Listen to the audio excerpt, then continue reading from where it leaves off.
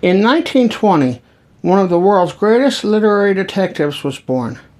Agatha Christie's creation, Hercule Poirot, first appeared in the pages of the mysterious affair at Styles that year, and since then has become a global phenomenon, even to the point that following his final case, Curtain, in 1975, he became the first fictional character ever to receive a front-page obituary in the New York Times. As one of the most recognizable figures in detective fiction, Poirot has been widely adapted into other media. He has been portrayed by numerous actors in film, television, stage, and radio, most notably by David Suchet, who portrayed Poirot on television for over a quarter of a century, 1989 till 2013, on a series that averaged 5.2 million viewers in the UK alone, and Poirot has also appeared in more modern film adaptations, such as Kenneth Branagh's trilogy of movies, Death on the Nile, Murder on the Orient Express, and A Haunting in Venice. For all of Poirot's immensely successful adaptations, though, there have also been those that have been received less favorably, forgotten over the years, or even never heard of by the casual Poirot fan. Today, we're going to shine a light on some of Hercule Poirot's more obscure adaptations, and examine whether or not they deserve more attention. One such obscure adaptation was a TV pilot produced in 1962 by MGM for the CBS network. It was an attempt to launch a Poirot series in America, but for unknown reasons was never turned into a full series, and the episode didn't air on broadcast TV until it became part of the General Electric Theater series and aired on April 1st, 1962. The episode was entitled The Disappearance of Mr. Debenheim, and appears to have been a modern, that is, it was set in the 60s, interpretation of the Christie story. It starred Martin Gable as Poirot and Nina Falk as Mrs. Debenheim. It was adapted by Barry Lyndon, directed by John Brahm, with an introduction by Ronald Reagan. Yes, that Ronald Reagan, future President of the United States and former actor.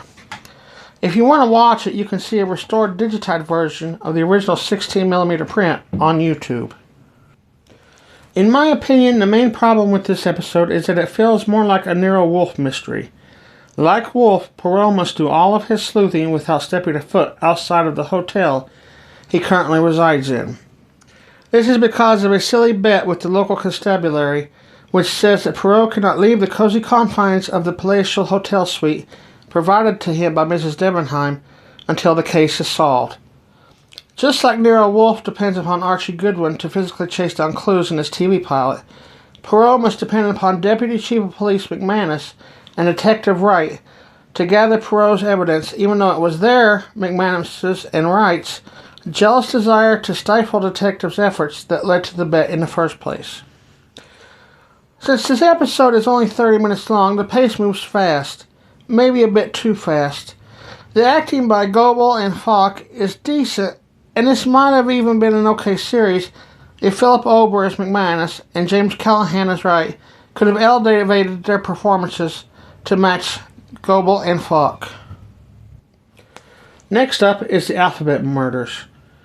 More of a comedy parody film than a straight adaptation, this film also places Poirot in, quote, modern times, or rather 1965.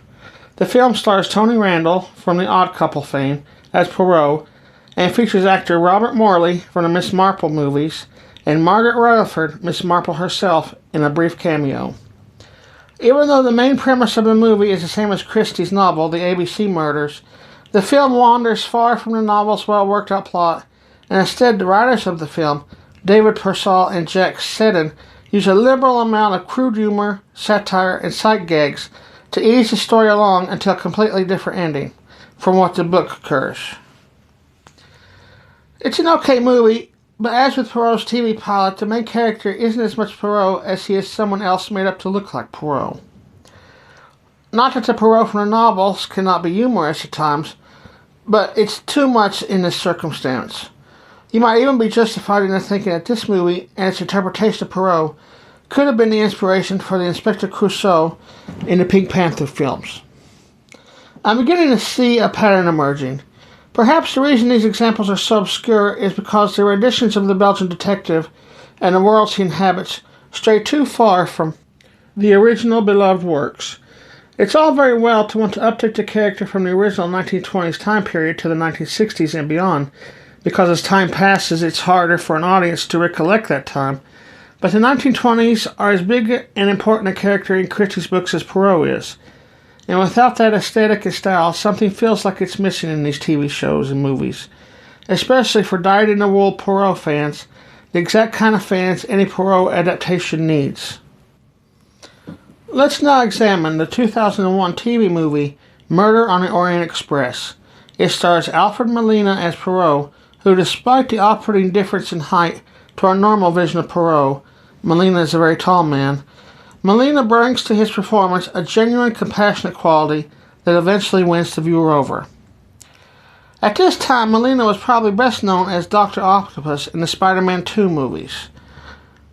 This movie, directed by Carl Schenkel and written by Stephen Harrigan for CBS Network, this adaptation of Murder on the Orient Express, plot-wise anyway, stays very close to the original story.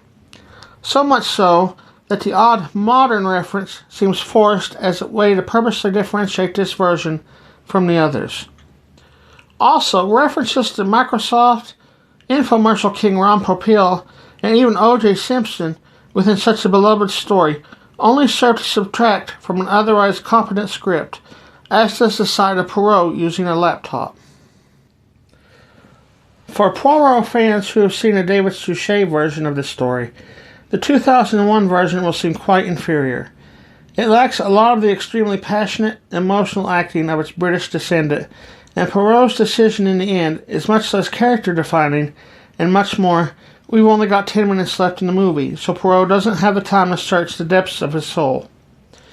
As I previously noted, it is a competent script adaptation of a brilliant story. Not great, but okay to watch if you have a spare hour and 26 minutes to spend.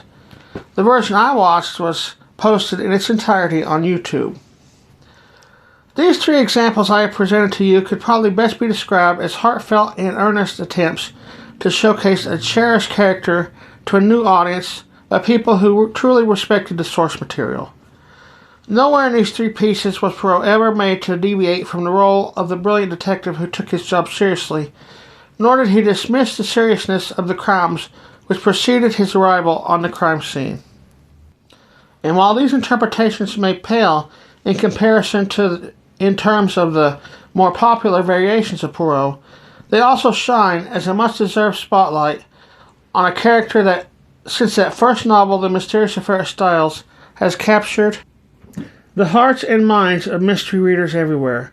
For that reason alone, I think more people should check out these three obscure Poirots. If you enjoyed this video, please consider tapping the like and subscribe buttons. If you tap the subscribe button, you'll always be notified when a new Whodunitville video is posted. Also, please consider sharing this video with friends. It would really help the channel and would be greatly appreciated. Thank you.